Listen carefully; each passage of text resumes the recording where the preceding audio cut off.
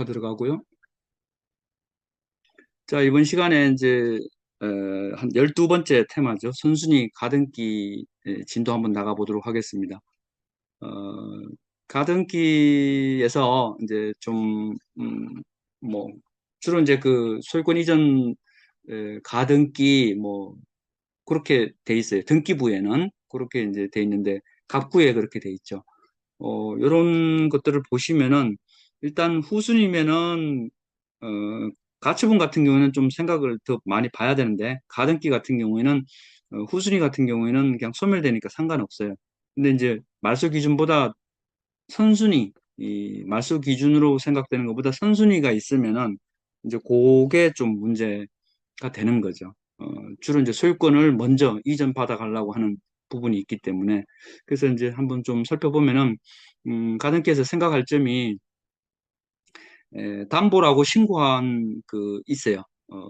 법원에서 연락을 합니다. 그러면 담보 가등기는 이제 소멸을 하니까 이게 이제 말소 기준이 되는 겁니다. 그리고 진정 뭐 소유권 이전 가등기 이런 거는 어, 이제 선순위 같으면은 이제 그쪽으로 소유권이 넘어가는 거죠. 그래서 좀 어, 주의해야 되죠. 아주 주의해야 되죠. 근데 이제 일반적으로는 그렇게 쳐다도 안 보고 주의해야 된다 이렇게 이제 많이 배웁니다. 근데 이제 이번 시간에는 그런 부분에 있어서 해법이 있는 게 한 몇 개 있더라 그러는 거죠. 그래서 이런 거를 좀 아신다면은 뭐 다른 거 막 이렇게 어렵게 헤매지 않아도 이런 것만 가지고도 또 우리가 커다란 수익을 얻을 수 있는 부분이 있다. 그런 겁니다.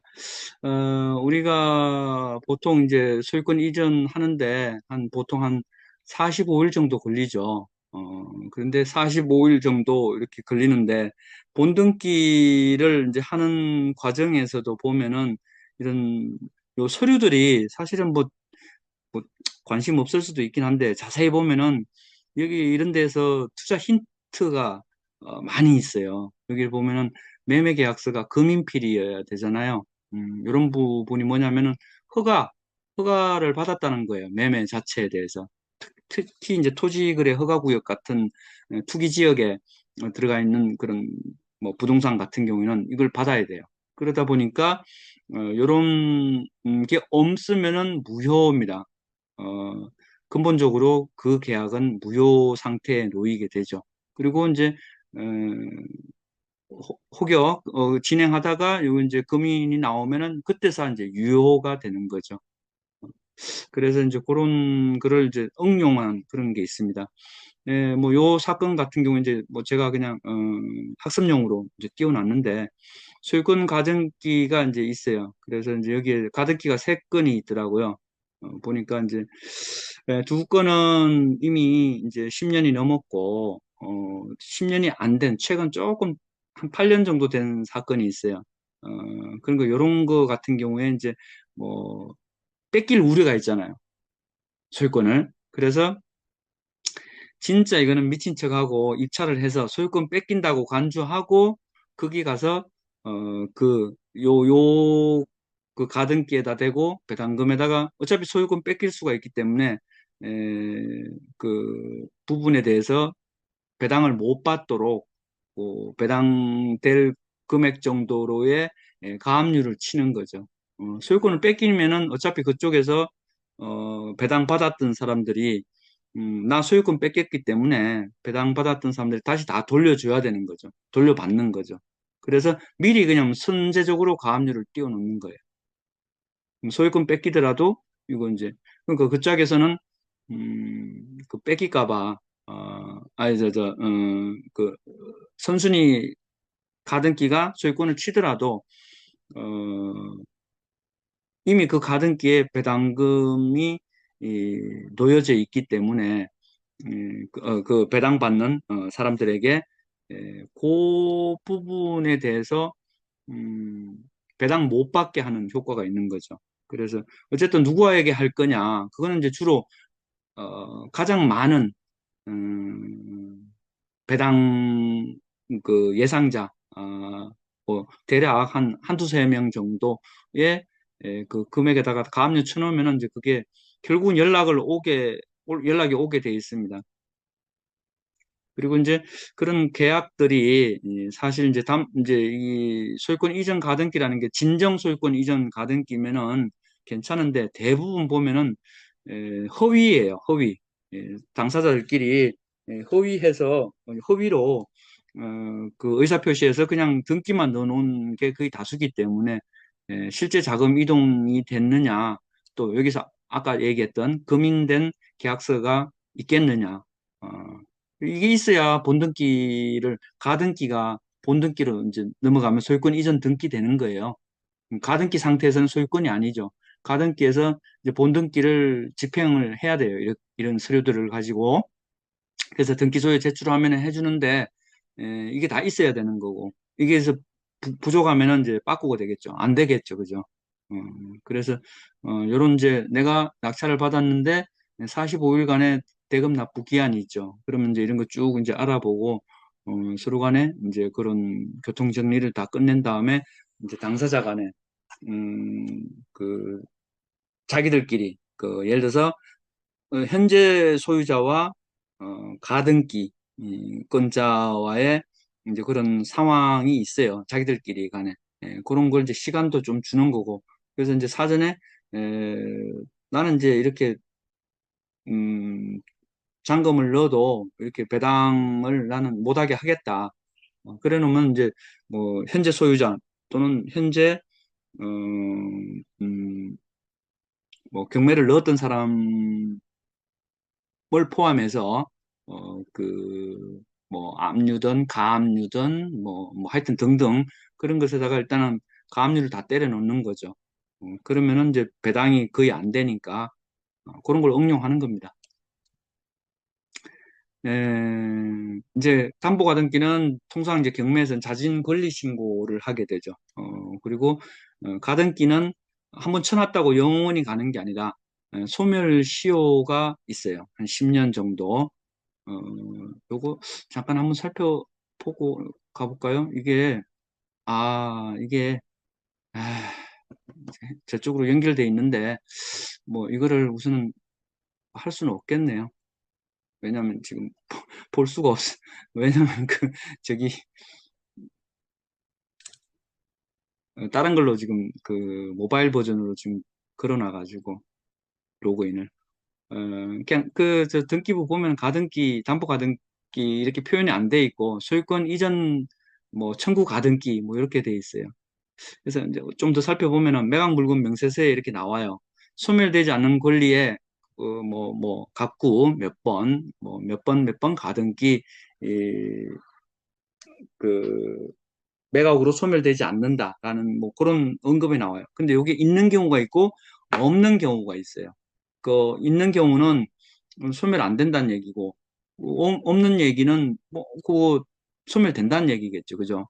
그런 걸 주의 깊게 봐야 되는 거죠. 그래서 그거에 대해서 조금 더 추적 관찰하고 이렇게 할 수가 있는 거죠. 그 다음에 이제 네 번째 공유물 분할 청구 소송 이후를 요거 이제 다른 거 하고 이제 다 이제 그 지난 시간에 했던 이제 지분 그 이야기 있잖아요. 공유 지분. 그런 거를 했을 때 조각조각 그 공유 지분일 때 이걸 하나로 합쳐서 매각하자 이런 의미죠. 그 공유물 분할 청구소가 결과가 그렇게 이제 경매로 매각해라 이런 얘기가 나오죠. 판결이.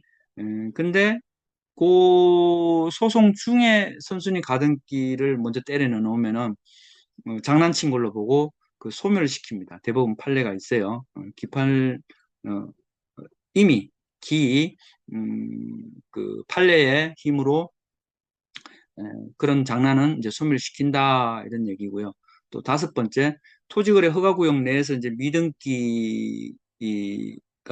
아직 허가받지 않은 아까 얘기 드린 건데 그 투기지역 뭐 이런데 뭐 지금 강남 서초 송파 용산 뭐 이런 데가 해당되겠죠. 지금은 이런 데에 이제 그 가등기가 있는데 뭐 시간도 꽤 흘렀어요. 그러면은 지금 아직까지도 미허가 상태로 놓여 있을 가능성이 높죠. 그죠? 그래서 가등기가 어 이제 이것도 어, 무효다 이거죠.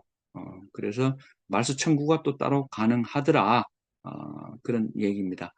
음, 그리고 이제 매수인이 낙찰받은 매수인이 이제 대금 납부를 하게 되면 매수인이 되잖아요.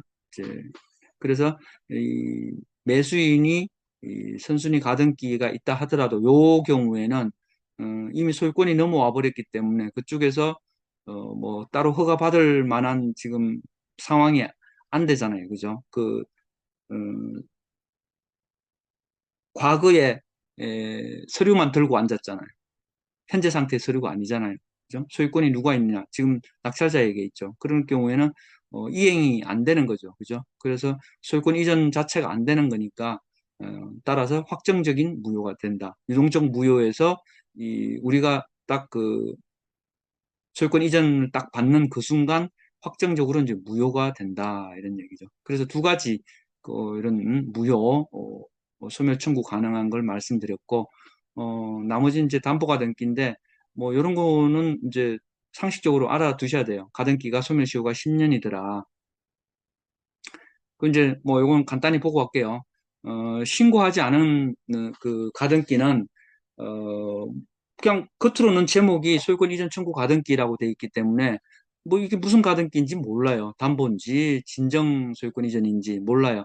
그래서 설사 이게 뭐 우리는 흔히 담보 가등기가 어, 말소 기준이 된다 이렇게 하는데 그거는 이제 끝에 가 봐야 알죠. 담보 가등기라고 자진 신고해 들어와야 이제 아는 거예요. 비로소 그 전에는 모르는 거죠.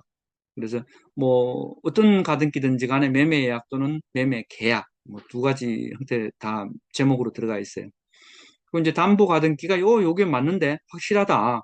그러면 이제 이 담보 가등기가 배당 요구를 안 했을 때, 배당 요구를 안 했을 때, 요거 배당 요구해야 되는데, 이게 담보인데 안 했어. 그러면은 사회행위로 인한 가등기 말소 청구 소송으로 이제 말소가 이제 됩니다. 이게 뭐냐면은 소유권에 에, 또 위해를 가한다. 뭐 그렇게 보시면 될 것 같아요. 그래서 담보 가등기면은 무조건 어, 스스로 담보입니다라고 법원에 배당 요구 신고를 해야 돼요. 그 안 한 거 같은 경우에는 그걸 이제 밝혀내면은 이제 말소 청구가 되는 거죠. 배당도 못 받고 말소되면 억울하잖아요. 그러니까 배당 요구해야지. 근데 이제 남의 이런 경매 절차에서 자기 걸 이용하려고 배당 요구를 안 하는 경우가 거의 90, 95%예요, 95%. 배당 요구 안 합니다. 그래서 이제 자기가 낙찰 받는 거죠. 자기가 그렇게 이렇게 담보 가등기인데도 이렇게 있다가 자기가 낙찰 받으려고 그런 거예요. 싼 맛에. 그러면 이제 소유자는 또 이제 노발대발 하겠죠. 자기들끼리. 음, 예. 자, 그 다음에 이제, 어, 응답 없는 가등기가 많죠. 그래서 튼튼한 기관에 채권자 있는 주로 은행이죠. 이런 물건에만 이제 근데 이제 선순위 가등기가 있는데 어느 은행이 어느 은행이 돈을 빌려주겠어요. 그죠? 사실은. 그래서 그 채권자도 이렇게 봤을 때 진짜 튼튼한 걸로 보이는 그런 물건에만 이제 투자를 이제 뭐 해야 되는 거죠. 요런 이제 담보 강화 등 낀 징후가 있을 때. 그래서 이제 소유권 뺏길 수가 혹시 있을 수 있기 때문에 채권에 대해서 이제 우선은 배당받지 못하도록 가압류를 청구해 놓으면 받아줍니다. 법원에서. 그리고 이제 진짜로 소유권이 상실했을 때, 뭐 확실한 채권자, 뭐 제2금융이 될 수도 있고, 뭐 혹시 있다면은 배당받은 자에게 소유권을 뺏겼기 때문에 부당이득 반환 청구의 소를 해서 다시 다 회수를 하면 됩니다.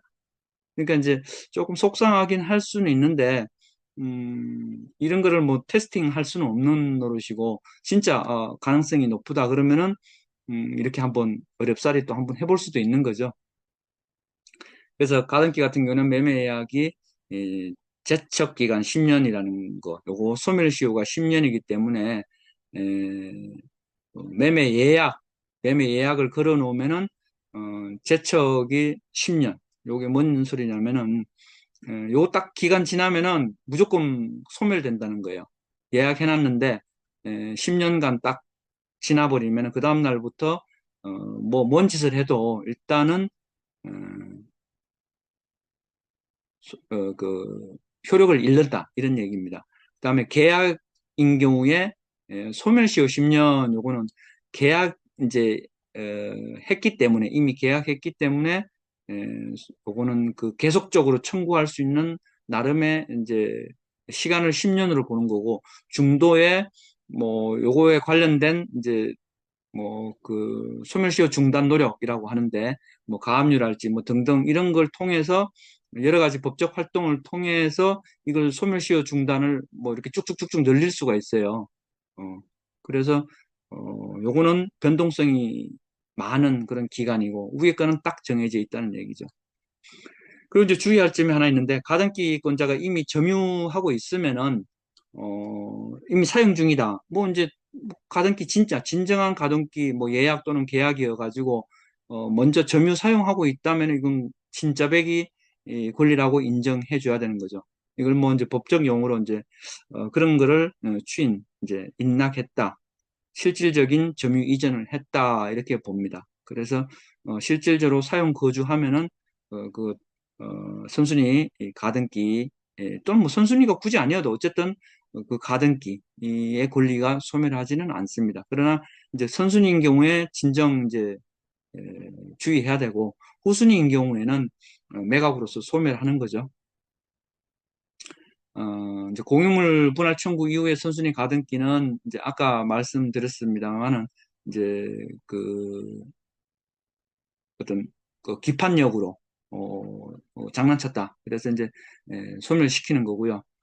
토지거래 허가구역 내에서는 에, 이제 소유권 이전 딱 하는 잔금 내는 날 이제 확정적 무효가 된다. 그런 얘기죠. 그래서 제가 또 많이 찾아봤습니다. 투기과열지구 관내에 선순위 가등기로서 매각된 물건이 있느냐 보니까 1년 내에는 드물더라고요. 우리 이제 자주 보는 사이트에서 검색을 해봤더니 없어요. 다른 데는 있어. 다른 데 지역은 있어요. 근데 요 지역은 없어요. 그래서 아마 그 지역에 있는 사람들도 뭐 잘 압니다. 또 뭐, 공인중개사도 이런 그 장난 있는 거는 또 뭘 하질 않으려고 하고 자기들끼리도 또 잘 알기 때문에 그런 계약에 의해서 가등기 치는 경우에는 어, 좀 약간 클래스가 올라가는데 그런 정도 할 정도면은 뭐 사전 조사 또는 뭐좀 지식을 가지고 이렇게 하겠죠. 그래서 여기에서는 가등기는 무효다. 그래서 그런 걸로 경매가 넘어가는 거는 아주 드물다 이거죠. 지난번에 요거 이제 살펴봤는데 이제 지분하다가 그게 서류가 지분에 들어가 있어가지고 이게 뚝 들어가갖고 이제 뭐 간단하게 설명하고 넘어가긴 했는데요. 이제 가등기면서 공유 지분에 짬뽕된 그런 상황이죠. 그래서 그 짝에도 이제 있었었는데 요거 이제 선순위 가등기이기 때문에 한번 설명하고 가겠습니다. 어떤 사람 A가 공유 지분을 이제 뭐 사든지 매수했어요. 가지고 있다가 어, 자기 지분에 이제 딴 사람의 에, 뭐 소유권 이전 청구 가등기를 이제 설정을 했어요. 그 자기 건데 다른 사람에게 이제 넘겼든지 넘겨주려고 선순위 가등기를 설정을 떡 해놓은 거죠. 이 상태에서 다른 사람 지분에는 꼼짝 못하도록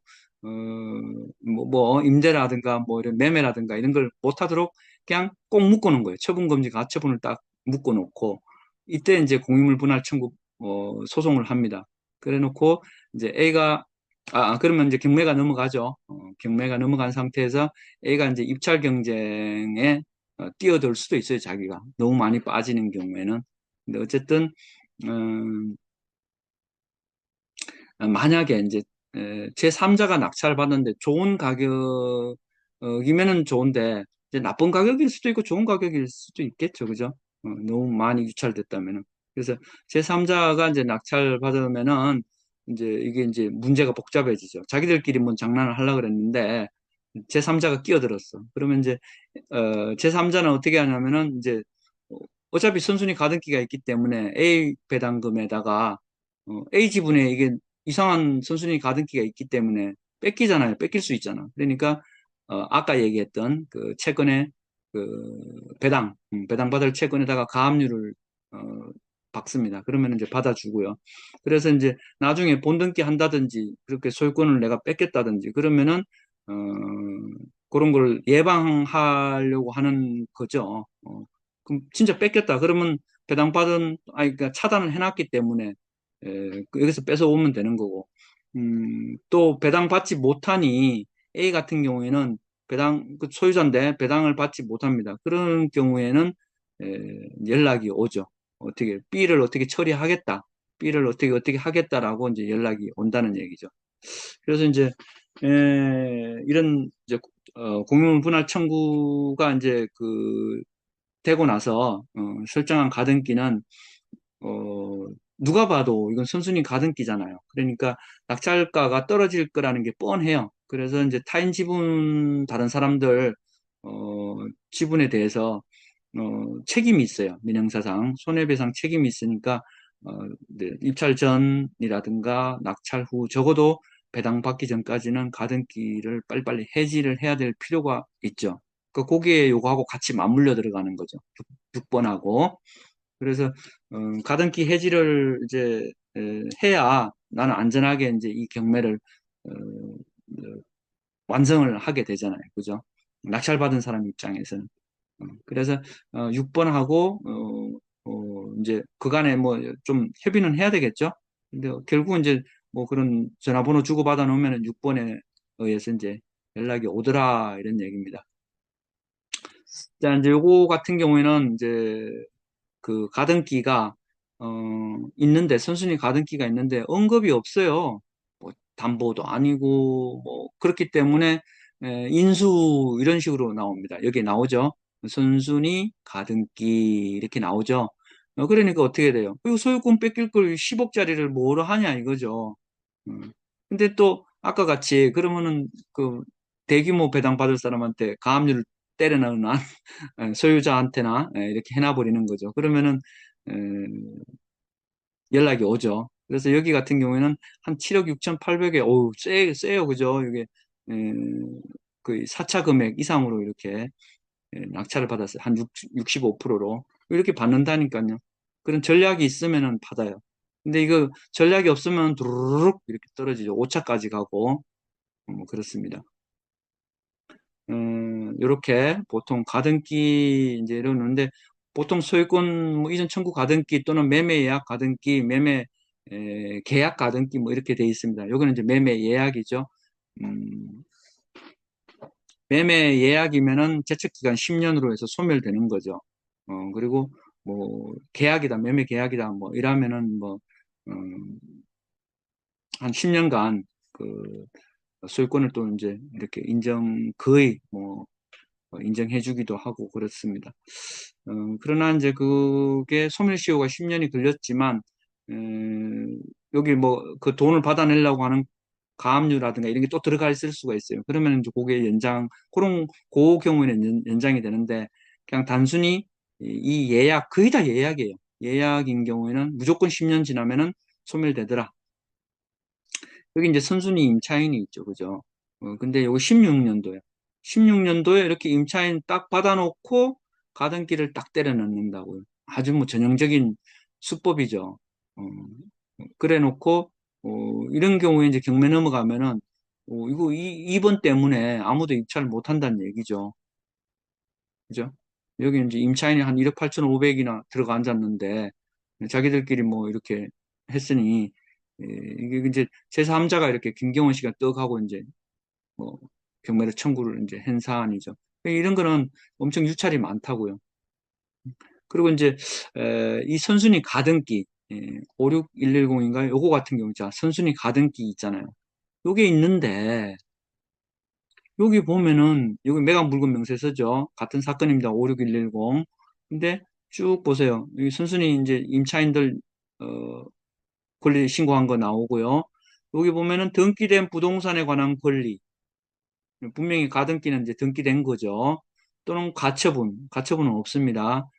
매각으로 그 효력이 소멸되지 아니하는 거 있으면 적어야 되죠. 근데 분명히 그 가등기가 있는데 여기 안 적었어요. 그죠? 여기 이제 그냥 뭐 이런 얘기만 있죠. 뭐 이제 재건축 정비 사업구역에 이제 돼가지고 뭐 이런 그런 재개발에 대한 이야기들이 있어요. 그런 얘기는 요게 가등기는 인수하지 않는다는 거를 알 수가 있죠. 그래서 요거는 뭐 담당기에 가서 다시 한번 재확인할 수 있는 거고요. 음, 그래서 요거는 인수하지 않는 거죠. 그럼 뭐 말소 청구나 이런 게 뭐가 가능할 수 있다는 얘기죠. 자, 이제 요까지 하고 이제 우리가 한번 스터디 물건을 한번 들어가 봅시다. 자,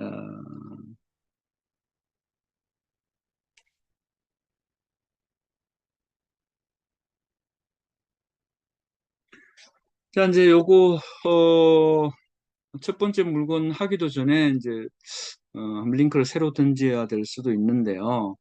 어, 그러면은 우선 간단할 수 있는 것부터 먼저 할까요? 요거 부탁하려니까 시간이 좀 걸릴 것 같은데. 자, 두 번째 것부터 하겠습니다. 유니님이 이제 주신 건데, 아, 이거 유치권 거네요. 얘기가 또 조금 길어질 수도 있고. 아이, 참. 음, 지연님 거네. 오늘 지연님 아직 질문도 못 하시고, 오늘 일이 있으시다고. 자, 그럼 요거부터 먼저 할게요. 지연님 거부터. 예, 서울 이제 북부지법 거고요. 창동 빌라랍니다. 초중고 인접하고, 이 물건 보니까 괜찮더라고요. 전철역과 가까워서 입찰하기에 괜찮아 보여 선택했다고. 저가, 어떻게 보시는지 궁금합니다. 이렇게 해놨습니다. 제가 이렇게 쭉 보니까, 괜찮습니다. 1호 라인은 9평씩 이렇게 있고요. 2호 라인은 4.9평인가 이렇게 돼 있습니다. 요 물건은 1호 라인이라 9평이죠. 이게 지금 201호죠. 그 1호 라인은 면적이 꽤 괜찮아요. 근데 2호는 너무 좀 쪽방도 아니고 너무 좀 작아서 그렇습니다. 그리고 이제 요거 1번 물건인데 5번 물건 같은 빌라예요. 그죠? 5번 물건은 이제 대항력이 있는데 요거 뭐 한번 학습용으로 봐도 될 것 같아요. 거기에 보면은 이제 대항력 있는 임차인이 있고요. 그렇습니다. 음, 그 요게 이제 소액 산출을 좀 했으면 좋겠는데, 그 이제, 왜냐면 이제 임차인들이 있으면 선순위든지 후순위든지, 예, 최우선 변제를 받아야 되기 때문에, 그런 부분들에 있어서, 어, 산출할 수 있는 거. 뭐, 제가 뭐, 종종 그 부분에 대해서 말씀을 드립니다만은, 자, 어쨌든, 자, 4호선 아주 쌍문역 그 바로 앞에 근방입니다. 380m 정도 떨어져 있어서 입지 조건은 아주 괜찮은 그런 빌라입니다. 자, 요게, 에, 방금 전에, 이게 이제 5번으로 가자니, 좀 그런데, 어쨌든 요 물건 속에서도 한번 볼까요? 음, 아, 7,500인데 요 시기에 제가 먼저 한번 선행으로 봤습니다. 소유권이 있고 건재당권이 2013년도에 있죠.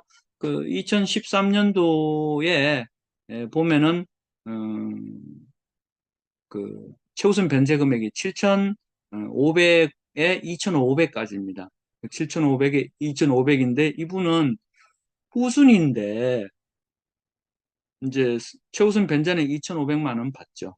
2,500 받고 이제 건재당권 이거 배당한 다음에는 이제 임차인에게 나머지가 이제 배당되어 가져가겠죠. 그리고도 또 남는 게 있다면은 이제 강제경매 갑자기 들어왔는 부강에 이제 어느 정도 좀 배당이 될 수가 있겠죠. 그러니까 최하 한 1억 5천 정도는 넘어야 이게 이제 경매 청구자가 잉여가 되죠. 어, 그런 부분이 있습니다. 그래서 요거 한 1억 5천 이상으로 입찰해줘야 경매가 잘 진행될 것이다 이렇게 봅니다. 끊어지면은 다시 이제 링크 드리겠습니다. 네, 요번 물건 살펴보겠습니다. 요번 물건은 이제 조효재님이 출제하신 문제인데요. 예, 입찰가가 많이 떨어져서 괜찮은 물건인지 또 권리 분석이 궁금합니다. 이렇게 이제 써주셨습니다. 예, 지금 여기 보니까 이제 수원지방법원 물건이 아니라 그 산하의 이제 안산지원 물건입니다. 그래서 이제 입찰을 하러 가실 때는 안산지원으로 가셔야 됩니다. 또 이제 위치는 이제 나름 좋은 지역으로 이제 보입니다. 저도 살펴보니까. 근데 여기 이제 보니까 공유 지분 물건이더라고요. 278분에 245를 한 거의 한 90% 가까이 이제 되는 것 같아요. 그래서 이제 일괄은 아니고 부분적인 이제 한 10% 정도가 빠졌다 이렇게 이제 보셔야 됩니다. 그러면 이제 보증금이 이제 한 2.9억 플러스 알파가 있는데 이제 알려진 금액 2.9억이고요. 이제 선순위인지 한 사람이 돼 있는데 그 조사를 좀 철저히 해야 됩니다. 그게 이제 플러스 알파로서 이제 제가 남겨놨습니다. 여지로. 그리고 이제 요 2.9억 자체는 지금 현재 최저가에 도달이 되어 있기 때문에 뭐 요거 이제 배당 받으려면 받을 수 있는 사람들은 받을 수도 있을 겁니다. 에, 그리고 이제 임차인을 안고 사는 일반적인 이제 좋은 그런 투자를 우리가 갭 투자라고도 하는데 요것도 이제 안고 살 수도 있는 그런 이제 금액 되긴 하죠. 그러나 이제 제가 쭉 봤을 때 제시외 면적이 한 45평 정도로 면적이 커요. 그래서 요거에 대한 그 왜 이렇게 커졌는지 그런 확장한 부분이 뭔지 뭐 계단인지 뭔지 이런 걸 보면 됩니다. 주로 이제 뭐 계단인지 뭐 아마 그걸 감정평가 보고 이제 자세히 살펴보면 됩니다. 그리고 이제 그걸 이제 극복할 방안이 있겠느냐, 원상 복구할 수가 있겠느냐, 내부적으로 계단을 만들어 놓을 수가 있겠느냐. 음, 그래서 그냥 뭐 에, 돈이 없다면은 원상 복구 안 하고 이행강제금 좀 물면은 또 될 수도 있기도 합니다. 그리고 그 이제 2014년서부터 이제 한 2년간 에, 불법 가옥들에 대해서 양성화 했던 그런 기간이 있었습니다. 그래서 한 10년이 지났기 때문에 지금 이제 좀 그런 게 국민들의 이제 편익을 위해서 좀 이제 나올 시즌이 되지 않았냐라고들 많이들 이야기합니다.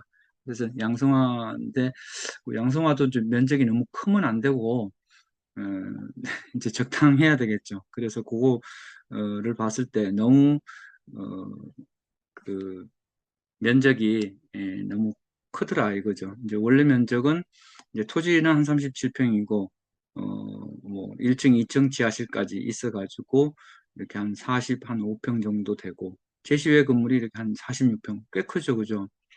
그래서 요거를 한번 감정평가를 통해서 한번 살펴봐야 됩니다. 뭐, 제가 이렇게 쭉 보니까 측면으로 이렇게 돼 있는 걸로 봐서는 계단 같기도 하고 그렇습니다. 계단 보일러실. 근데 그래도 그렇지. 46평씩이나 안 되잖아요. 그래서 이제 혹시 거기 추가로 이렇게 증축한 거나 이런 것들이 있을 수 있으니까 그런 것도 면밀히 보고 이제 뭐 입찰에 이제 들어가야 된다 이런 얘기죠. 임차인 여러 사람들이 있는데 이렇게 배당 요구하신 분이 있고 그리고 이제 여기는 배당 요구를 또 이렇게 안 했더라고요. 대항력이 있죠. 근데 왜 배당 요구를 또 안 했을까 또 싶은데 뭐 선순위니까 또 그랬겠죠. 근데 여기 이제 이분들 중에 한 분이 이제 강제경매 신청을 했고요. 요분은 선순위인데 배당 요구도 안 했어요. 요분은 정확한 금액이랄지 점유 그런 위치를 좀 이렇게 확실하게 특정해서 조사를 좀 해야 됩니다. 그래야 이제 플러스 알파가 얼마가 더 있는지. 그래서 두 분은 배당을 받을 텐데, 두 분은 또 배당이 지금은 이제 안 되겠다. 그런 얘기입니다. 요분은 이제 금액은 이제 밝혀져 있고요. 음, 자, 여기 보면은, 음, 이렇게, 임차권 등기되어 있는 요 부분, 이렇게 두 분이 임차권 등기되어 있죠. 그 중에 한 분이 이제 7천만 원 강제경매 신청했습니다. 근데 이게 이제 금액이 작아요. 작으면은 이게 이제 설사 입찰을 뭐 해서 낙찰을 받고 했더라도 상황에 따라서 갚아버리면은 이게 이제 취소가 될 수가 있어요. 그래서 그런 부분을 조금 생각하면서 마음을 그냥 비우고 어, 이제 투자하는 그런 컨셉이 되겠습니다. 그래서 좀 가격이 조금 더 떨어져야 되지 않겠나. 인수가 두 개나 더 있기 때문에 예, 좀 그렇게 생각을 합니다. 요거 이제 안 밝혀진 인수가 하나 있고요.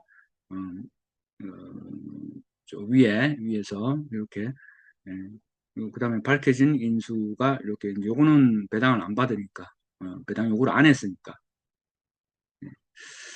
자 이제 여기까지 설명을 드렸고 아까 이제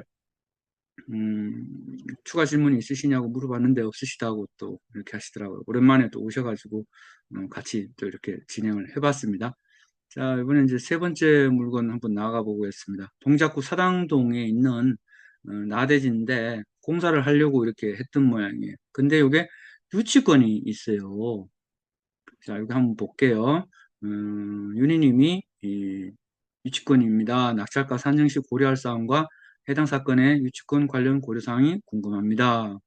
아, 제가 이제 이렇게 강의하는 거 이제 가등기, 선순위 가등기 나갔었는데, 다들 이제 좀 빨리들 이렇게 막, 하시느라고 벌써 좀 앞서 나가셨어요.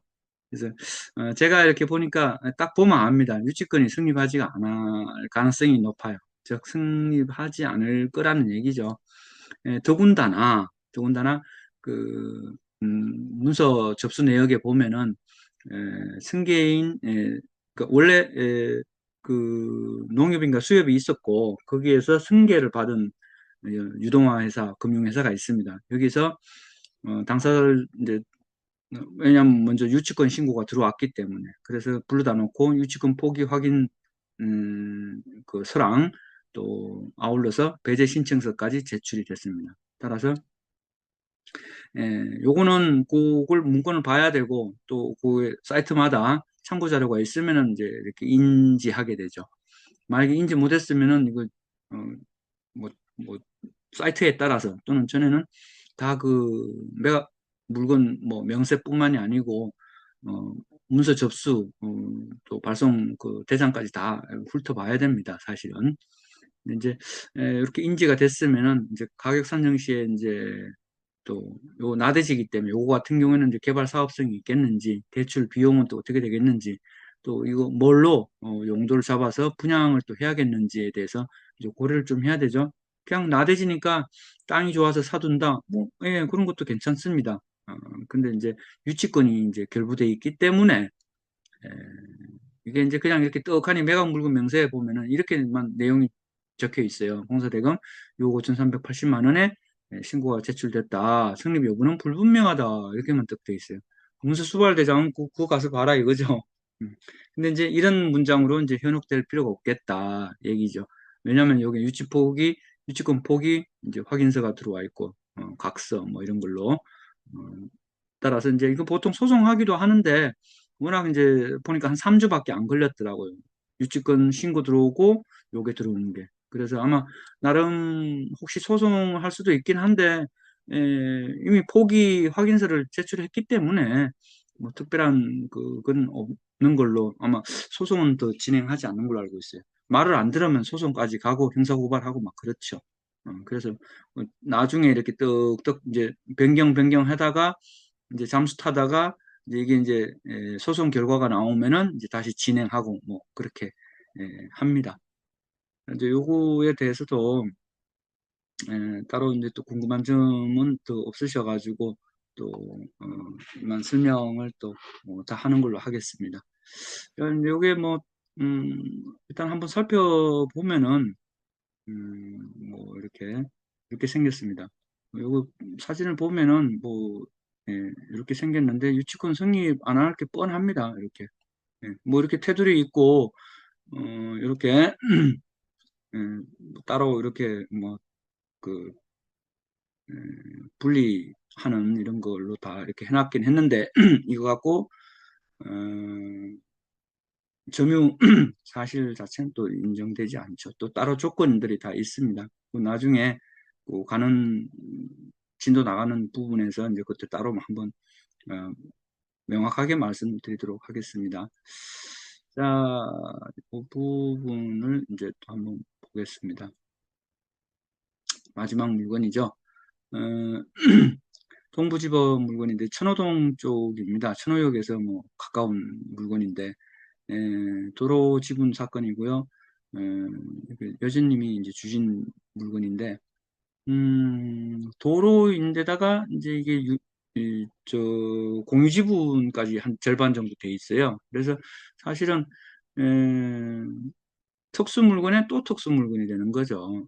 그래서 이게 에, 물론 이렇게 전반적인 이제 말씀은 드리겠는데 또 공유에 관련된 부분도 풀어 나가야 되죠. 또 이게 이제 혹시 시효 취득이라고 우리 민법에 나와 있는데 이제 그 20년간 공연 평온하게 남의 이런 땅을 점유했을 경우에는 인정되는 그 부분이 또 있습니다. 그래서 갔다 가다가는 그 도로 쪽으로 그 편입이 되다 못해 소유권까지 뺏길 수가 있어요. 그래서 이런 장기 미집행 도시계획 시설을 이렇게 할 때는 상당히 주의를 해야 되고 정말 면밀하게 해야 됩니다. 그래서 뭐 나름 프로나 전문가들도 머리 맞대고 또 여러 명이서 이렇게 연구하고 그렇습니다.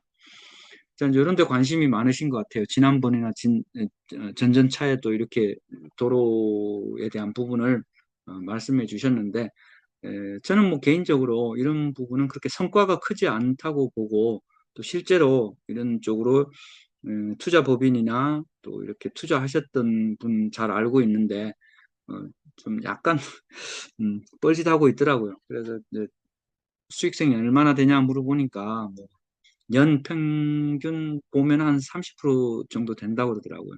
그러니까 이제 더 자세히 물어보니까 이제 뭐 남는 건 좀 한 50% 남는 것도 있을 수 있고 또 뭐 어중간한 것도 있고 또 손해 보는 것도 있다 그러더라고요. 그래서 어느 거에 걸릴지 모르잖아요. 그래서 보니까 수익치도 않고 여의치 않은 게 분명한데 결국은 그분들이 경매 시장으로 다시 돌아왔습니다. 제가 뭐 다 확인했고요. 지금 또 하여튼 그렇습니다. 그 이제 이런 분야가 좀 재밌기는 한데 에, 수익성이 그렇게 크지 않은 걸로 저는 그렇게 보고 있습니다. 자, 일단 한번 살펴보겠습니다. 화자가 없는 깔끔한 물건 같은데, 깔끔하지는 않죠. 이제 공유에다가 도로 지분 특수 물건입니다. 그리고 그 분석 맞는지 깔끔하지 않습니다. 그리고 매매가 가능한지, 매매 이거 참 어렵죠. 그럼 어떤 수요와 방식으로 환금 가능할지, 환금하기 어렵습니다. 여기 지금 그 근저당이 있는데 그런 식으로 이게 이제 금융기관은 아닌 것 같고 P2P나 사채나 뭐 아는 지인이나 뭐 그렇게 뽑은 것 같아요. 그런 쪽으로 약간의 환금이 되는 거지 매매까지 직접적인 일반적인 매매는 좀 어렵다고 이렇게 생각이 됩니다. 그리고 이제 뭐 차차 말씀드리겠습니다만은 이제 그런 지자체의 어떤 매수 청구가 가능할지는 면밀하게 분석을 해봐야 됩니다. 감정평가세 현황 도로라고 하는데 일반적인 수요 및 환가성이 제한된다고 하는데 명기돼 있다. 감정가 있어도 매매가 어렵다는 뜻이지. 근데 감정가는 감정가 부동산은 뭐 자동차도 그렇고 뭐 20년, 30년 된 자동차도 감정 나오고요. 어느 부동산도 다 감정가 나옵니다. 매매가 어렵다는 이게 환가성이 제한된다는 말 자체가 매매가 어렵다는 뜻이죠. 그렇다면 감정가가 높은 이유는 뭔지 여기가 이제 뭐 살펴보겠습니다. 일반 상업 대지라서 그 비싼 땅이에요. 평당 1억이 넘는데 거기서 뭐 한 34%, 3분의 1 쳐서 한 3천만 원 정도로 감정된 건데도 비싸게 느껴지는 거죠. 그 다음에 이제 서울시 도시계획 시설 도로 부지임을 주무관에게 구도하였다고 명기. 뭐 이런 걸 뭐 임차인이나 잘 확인하지 뭐 이런 거를 뭐 공무원한테 가서 물어볼 것까지 개발 가능성을 염두에 두고 묶어둬야 하는 건지 저는 그렇게 생각하지 않습니다. 그렇게 하면은 좀 어려울 거라고 봅니다. 돈만 묶인다 이렇게 보죠. 천호대로 1호구와 연결, 그 다음에 지자체의 매매 가능.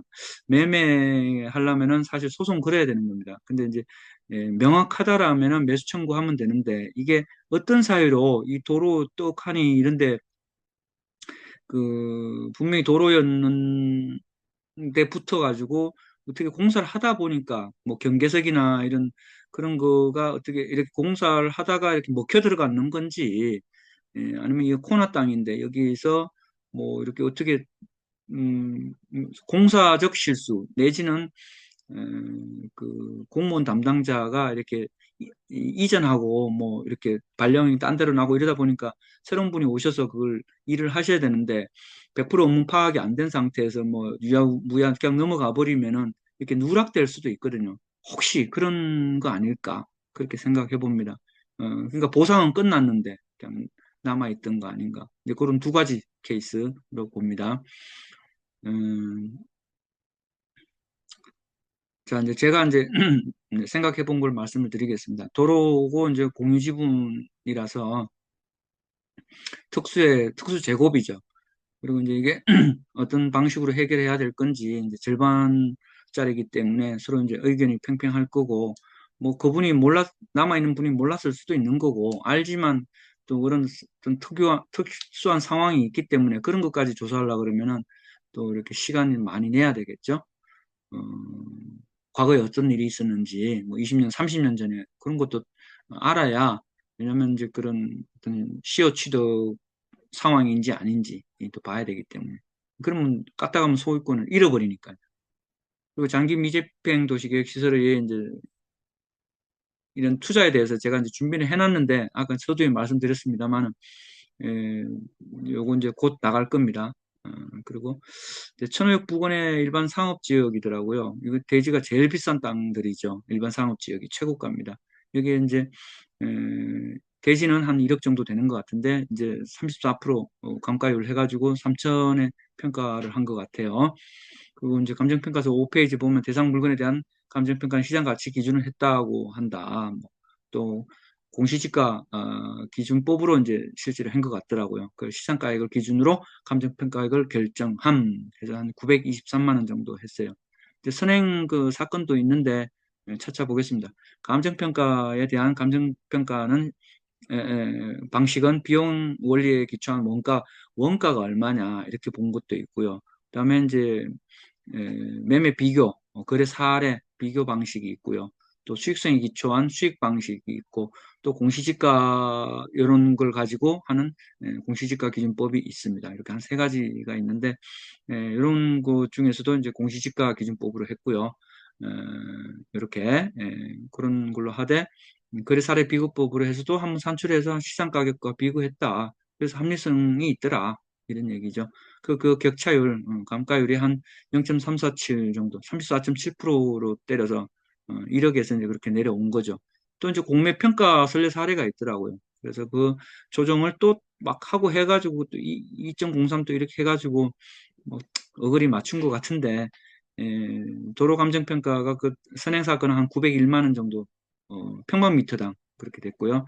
이 건 같은 경우는 923만 원을 감정 평가했습니다. 평방미터당이요. 예. 그리고 이제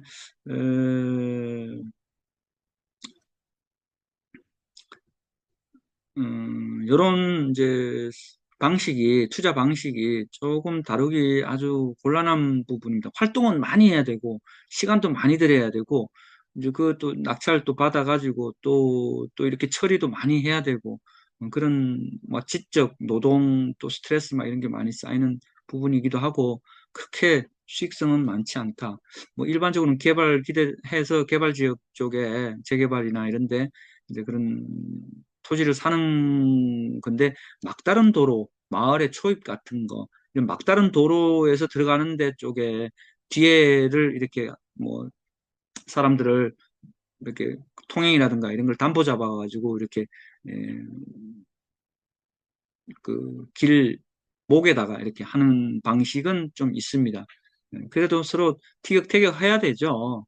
그러니까 그런 거 하다 보니까 시간도 걸리고 서로 좀 스트레스도 좀 주고 받아야 됩니다.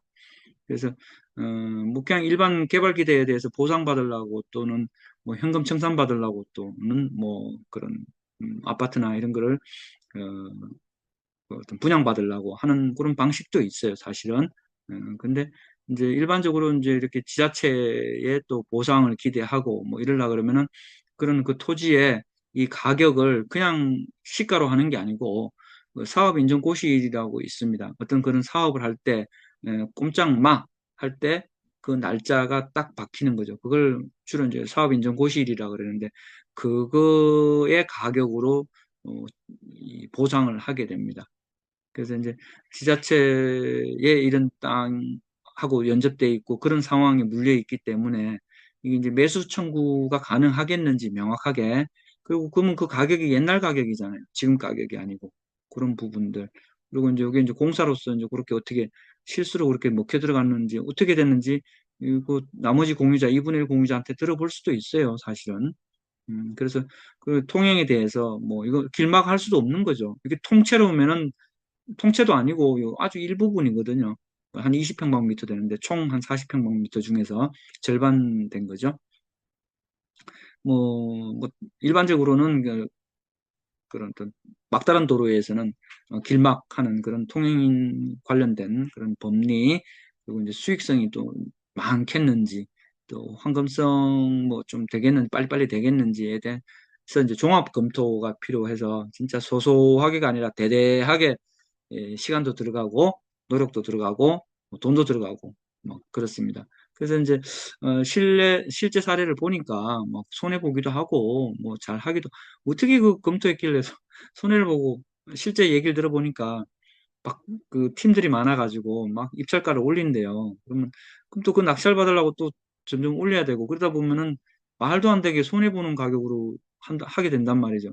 그럼 그 조사가 소홀했든가 조사가 불명확하게 했든가 부정확하게 된 거잖아요. 그래서 나름 뭐 이제 좀 프로라고 하시는 또는 뭐 많이 하시는 분들조차도 그렇다 그러더라고요. 그래서 뭐 저는 애당초에 그냥 뭐 이런 거는 노력 대비해서 아주 좀 불편하고 또 보장되지도 않고 또 심지어 까다가면은 뺏기기도 하고 그럼 완전 손해 아닙니까? 그래서 가격도 좀 싼 걸로 접근해야 되겠죠. 싸고 싸고 이런 걸로. 실제로는 그런 것들을 또 많이 하시는 분들이 전국으로 돌아다니면서 막 합니다. 왜냐하면 수익성이 있는 게 공매에서 또 그런 게 자주 나오기 때문에 막 사방팔방 또 여기 경매 공매뿐만이 아니고 뭐 다른 또 뭐 기관에서 이렇게 하는 그런 것들도 또 있다고 하더라고요. 그래서 그런 것들까지 막 하려 그러면 방대하게 접근하는데 제가 보기에는 그 사람 그렇게 한 사람들이 조금 너무 음, 그렇게 뭐 좀 영민하지 않지 않느냐 이렇게 좀 보여집니다. 결국은 그 사람들 다시 경매로 다 돌아왔습니다. 결국은 예. 사업성도 뭐 1년에 뭐 30%밖에 안 나온다는데 그런 거 뭐 해서 뭐 합니까? 더 50%, 100% 넘어야죠. 그런 건 해야 경매를 한다. 이렇게 볼 수 있겠습니다. 자, 오늘 애 많이 쓰셨습니다. 날씨 추운데 체온 관리, 건강 관리 잘 하시기 바랍니다.